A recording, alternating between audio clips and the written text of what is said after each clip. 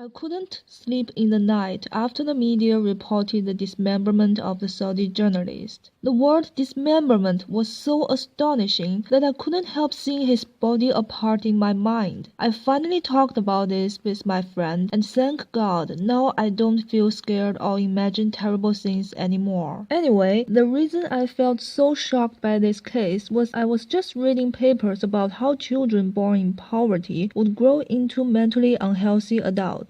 The papers even included MRI scan results to show how the brains of children born in poverty changed under chronic stress, which basically shows their brains are less capable of solving problems than children born in rich families. I read several highly cited papers about this and almost began to reach the conclusion that children born in rich families have better mental health. Then this Saudi crown prince suddenly used a horrifying act to intimidate the world. Would you call it mentally healthy if a common person orders such a murder? Of course not. I mean, even the head of a gang uses his early hardships, which force him into crimes, as excuses when he's arrested. As the only thing we know for sure about the Saudi crown prince is how rich he is, it's unlikely he has had any hardships in his childhood to make him like this today. My guess is that being rich doesn't necessarily mean mentally healthy. Perhaps a chronic stressor for the Saudi crown prince, or for anyone in the fierce competition for power, is also grave enough to cause changes in the brain, and subsequently cause mental health issues. It would be great for science if the Saudi crown prince is willing to do an MRI scan and agree for the data to be used in research. Of course, in reality, it's impossible for him to do so. That would be showing lack of confidence in himself, since children born in extreme poverty are much easier to become subjects of such research than those born in extremely rich families. I now doubt if enough samples were collected in the papers which drew the conclusion that poverty causes more mental health issues than wealth. At least if it is true that being rich also ends up with harms to the brain, well basically, though all with mental health issues, are still all the same.